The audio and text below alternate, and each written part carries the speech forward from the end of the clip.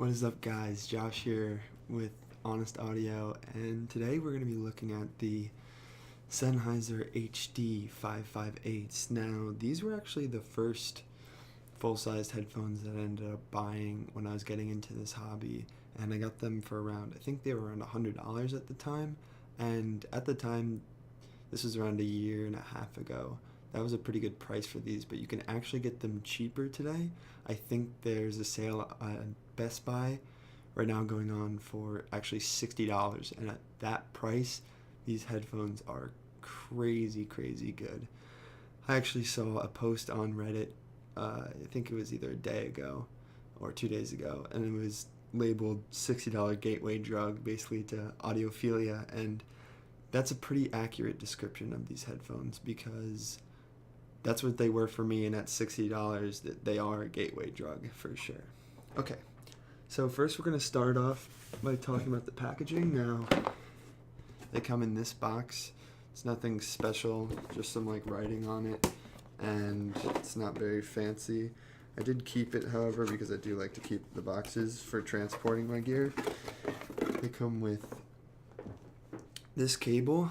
Now, I never really use this cable. I bought a replacement cable the day I bought the actual headphones themselves, like a little shorter one, so because this one I knew was going to be too long for my use, and I also knew that it had a 1/4 inch end, and when I bought these headphones I just had my FIO E10K, and that is a 3.5 millimeter jack. So, and I also didn't want to use this adapter. That is disgusting, guys. If you ever use a 1/4 inch to 3.5 millimeter adapter, don't use one like this, because look how thick that is. That is huge. That is so much weight to be throwing on a small 3.5 millimeter jack. So don't use that. Find the ones that have another extended wire that goes out into a 3.5 millimeter. That way you can disperse some of the weight and not risk breaking your jacks and stuff like that. So yeah, definitely don't recommend using the 3.5 millimeter adapter that this comes with. And the wire itself, though, is pretty nice. It is fairly long, like I said, but if you don't mind a long wire and you have something with a 1/4 inch, you don't need to get a replacement cable for these headphones.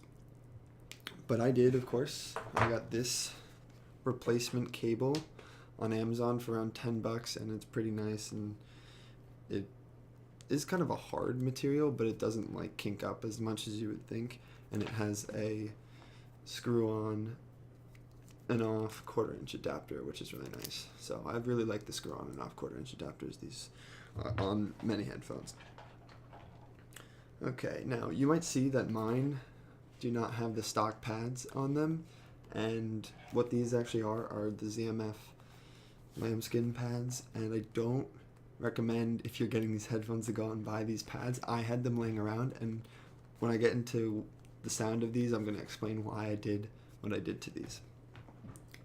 But next we're going to move on to the build quality. Now, the build quality is okay in these headphones for $60, and that's the price I'm going to say that these cost, because you definitely can find these used for $60, if not new, depending on if the sale at Best Buy is still going on when you're looking to get these. But yeah, so I'm going to talk about them at $60, and the build for $60 is not bad. It's mostly plastic, but I've had these for over a year and a half, like I said, and they definitely, I haven't had any problems, and I don't feel like they're going to break unless I really abuse them. I wouldn't recommend throwing these in a bag without a case or anything like that, though, because they could probably get crushed being just a plastic build. Okay, now we're going to talk about comfort, and comfort is one thing that these headphones excel at. They are so comfortable. Here are the normal stock pads. I have them right here, and they're actually going to get the stock pads thrown back on them pretty soon because I'm actually selling these, and I'll explain more about why I'm selling these later on when I get to sound. But the stock pads are really soft velour, and the foam is not memory foam, but it is very soft foam, and I definitely had no problems with the comfort. These are so light. These headphones are actually crazy light, partially because of the mostly plastic build, but you can wear these headphones indefinitely without having any comfort issues because they're so light, and the top headband has thick foam up here to protect the top of your head, and these on the side are just the perfect depth and also very soft velour and foam. So especially once you wear these in. Once you wear these headphones in a little bit, the foam becomes a little bit softer and they are just so comfortable. So if you have problems with comfort with these headphones, you probably should just look into getting IEMs because you're going to have problems with basically every other headphone. These are the most comfortable headphones that I have personally ever worn. And that's saying a lot because that's their stock comfort, which is crazy. Most headphones you have to swap pads and like add all kinds of stuff to, and like bend the top headband to reduce clamping force and crazy stuff like that. But these are crazy comfortable out of the box. So yeah, not much else to say when it comes to comfort for these. Okay, now we're going to talk about the power needed. Now, the power needed for these headphones is not very much. You can drive them off a phone. However, I don't recommend that because you shouldn't be taking these portably because they are open back headphones. If you don't already know that, they are open back, so they're not really supposed to be used for portable use. They're mostly supposed to be used in your house or whatever your listening environment, like a normal, like quiet listening environment. So yeah, they don't take much to power, but they are 50 ohms, so having an amp will make them sound a little bit better, but not by too much. You don't need anything crazy. These aren't studio monitoring headphones also, so you don't need a necessarily 100% flat amp. I would recommend the FIO E10K if you're just getting into listening to music, like audiophile type music and stuff like that. In audiophile listening, I would recommend that you just get it with a FIO E10K because that's a great entry-level DAC amp, and it also has a bass boost if you are not quite used to more anemic sounding headphones yet. If you're just used to like Beats and all consumerist type stuff like that, it does have a bass boost option to ease you into this hobby. So yeah, the power needed to power the HD558s is not much. You shouldn't have any problems there. That's why they're a really good option for an entry-level headphone. Okay. Now, finally, we're going to talk about the sound, what matters most in these. And the way I would describe these headphones is baby HD 650s. I don't think they sound exactly like 650s, but they're a similar, more relaxed sound.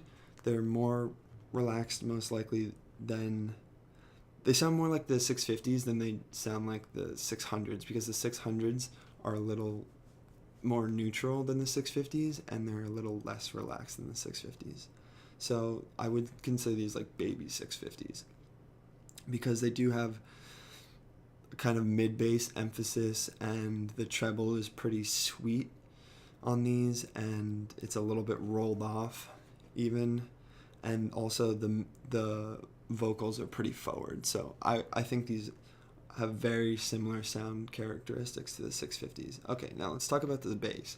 There's not much sub-bass extension on these headphones, and at $60, it's really hard to find headphones with crazy sub-bass. So I can't really complain too much there, but the mid-bass is very good for entry-level mid-bass. It is a little bit bloated when you compare it to higher end things, but for just getting into this hobby, it's actually good to have probably a little bit more mid-bass, and people will find that sound probably a little bit more appealing. So yeah, there's a little bit of mid-bass bloat, and it bleeds a little bit into the lower mids, but not so much where it's a problem, especially at $60. Okay, now the mid-range is really nice tonally. It's a pleasant mid-range, and it's kind of like the stock Sennheiser house sound where the mids are pretty like forward and they sound pretty liquid and stuff like that. So it's very smooth, and I would say male vocals sound a little bit better than female vocals. Female vocals are a little bit too recessed in my opinion. I like to have more emphasized female vocals so you can really hear those high notes and stuff like that. And so the female vocals is a little bit too laid back for my preference, but definitely still good, and the male vocals really do shine on these headphones. Okay, now let's talk about the treble. Like I said, the treble on these headphones is laid back, and more laid back than the 650s. Even though I say these are baby 650s, the treble is more laid back than the 650s treble, but it is sweet and non-fatiguing like the 650s treble. So it's not as detailed and not as clear as the 650s. These are definitely more veiled than the 650s, but the 558s do have a pleasant sounding treble, and you shouldn't really have any problems with sibilance and stuff like that, which is really nice. Okay, now let's talk about the soundstage. These are fairly wide. I would actually say they might be a little bit wider than the 650s, but that might just because I'm used to using them with these pads. With these pads, the soundstage is actually pretty crazy. But yeah, they are fairly wide, wider than the SHP 9500s, which I also have, and wider than any of the closed back headphones I have. So yeah, they are fairly wide. I wouldn't say the imaging is amazing. It's average, and I don't think you can really expect like laser focused imaging at this price point, and they're not really meant for that purpose. So it's more of like casual listening that the HD 558s are meant for. So I wouldn't say the imaging is that great, but it's definitely not terrible. Okay, now transparency and clarity. These have the classic, like when people talk about Sennheiser veil, this is what I think of. I don't think of the 650s as veiled. I think of these 558s as veiled, because the treble is definitely rolled off, and these are very relaxed headphones. Not muddy necessarily, but the clarity is not the star of the show here. It's definitely more of that relaxed sound and that veiled Sennheiser sound that some people like to talk about. So yeah, if you're thinking about Sennheiser veil and you're nervous about that, that is something to keep in mind when buying these headphones. But I don't think most people looking at headphones in this price range will necessarily have much comparison of better higher end headphones to compare it to. So you won't notice that they're veiled until you move up into higher end headphones. Like, I didn't really notice how veiled they were until I bought other headphones. I wasn't thinking, oh, these sound muddy or anything like that. Okay, so why did I do the mod? Like I explained before, I have my 650s or 6XXs right here. Now, these headphones are so great. Everyone loves them, and I definitely love them too. The 558s sounded too much like the 650s, like considering I own both headphones. If you own both headphones, you're not going to be picking up the 558s, because the 650s are basically the 558s, but just better. They don't do anything. These don't do anything better than the 650s. The 650s are just a better version of the 558s. So I found myself really never touching these, and I was like, oh, well, I have some extra pads lying around. Let's just try stuff out and see if I can change the sound. So I did put these crazy sheepskin or lambskin or whatever ZMF pads on the 558s, and it did increase the soundstage. Also increased the sub bass a little bit, but it also increased the mid bass, and like I talked about, there was already mid bass bloat, so these don't sound good on certain genres with this mod. I do not recommend this mod because the pads are $50 themselves, and it's really not worth it to put $50 pads on $60 headphones, and especially considering the sound changes aren't all good. I just did this because I wanted to revisit these headphones and make them sound, and have a reason for revisiting them, basically, because there was no reason to revisit these considering I have the HD 650s in their stock form. There was no reason to, at least. Okay. Now, let's talk about specific genres that these are good with. I think these are good with all genres except for rap and EDM, because these 558s lacked impact, and if you don't have other headphones, they're fine for rap and EDM, but their open back nature and the fact that the drivers are a little bit like relaxed sounding made it so that there was really not too much impact, and punchiness to the sound, so I didn't like them that much for those two genres. Rap and EDM I really wanted more out of the headphones, and that's actually why I looked into getting other headphones after I bought these, because I was listening to those genres and I knew I wanted more, and I knew I could get that from other headphones. So that's actually what basically led to me having all these different kinds of headphones. So yeah, but they do sound great for other genres, any instrumental stuff, any jazz, any classical music, any vocal heavy stuff they sound great on. So yeah. All right, now let's talk about comparisons. I talked a lot about the how they compared to the HD650s, but let's just talk a little bit more about it. I'll just recap. Basically similar sound signature, but these are definitely darker and more relaxed sounding. The highs are not as good and detailed, and the clarity is not as good as the 650s. But the 650s are obviously more expensive, and if you're looking for a cheaper way to get the 650 sound, this is an option. And if you're looking to see if you might like the 650s, this is an option to basically test out and see if that's a sound signature you want to pursue further. Okay, now let's talk about the SHP 9500s. Now, SHP 9500s are in a similar price range.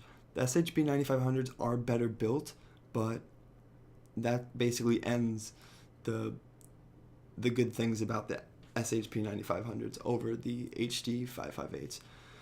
The SHP 9500s are, I would say, grainy. They have a grainy sound to them. I'll talk about that more when I get into the review of those, but they're not as clean sounding, as smooth sounding as the HD558s, and I also don't like the sound characteristics of the SHP 9500. They're brighter and they don't really have much mid-bass or sub-bass, and the mid-range also sounds a little bit off to me. So I think these are definitely a better buy, even though the build on the SHP 9500 is better, because like I said, I didn't have problems with this build, especially at the price.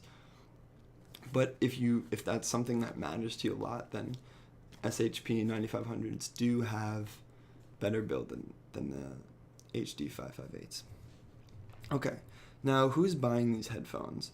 Anyone who basically wants relaxing sounding headphones, and anyone who wants that sound and is just getting into real headphones. So anyone looking for a cheap alternative to their other headphones. Also, let's say you have a punchy set of headphones and you want a more relaxed, laid back sound, these are a cheap alternative. And also anyone who wants to listen to an HD 650 sound but can't afford them yet. So those are the kind of people who I think should look at and consider the Sennheiser HD558s. So I definitely recommend these headphones at the $60 to $80 range, maybe even $100. I don't know. In today's market, there is a little bit more competition, and you could look at other things once you're getting around $100. But anywhere from $60 to $100, I would definitely recommend these. If you go on Amazon right now, I think these are listed at $125, and I would not recommend them at that price, because you can definitely find them for cheaper, one, and then also if you save up your money a little bit more and are patient, you could be getting HD 6XXs, which are just crazy good headphones, and you can get those at $200. And if you're buying these for $125, you really could just save up more and get the 6XXs and save yourself a little bit of money and time. Okay, also, yeah, things in that price range. You have DT880s, which I hear are really good in the $200-ish price range, maybe a little bit below $200 you can find those for. So yeah, when you're looking at the 558s and if you see them for only $125, I would kind of be hesitant to recommend them in that price bracket. But yeah, other than that, I think that these are definitely a great buy and definitely would recommend them. If I missed anything in this review, I know it was a little bit shorter than my usual reviews, but if I missed anything, let me know. If you have any questions, just let me know down in the comments down below. I'll be sure to answer them. And if you own these headphones, let me know what you think about them. I'd love to hear that. Let me know if you agreed and disagreed with my opinions. Maybe I'm completely wrong. Maybe I'm crazy, but these are my opinions, and sound is pretty subjective. So yeah, you could have a different opinion than me. So yeah, other than that, guys, hope you enjoyed the review, and peace out.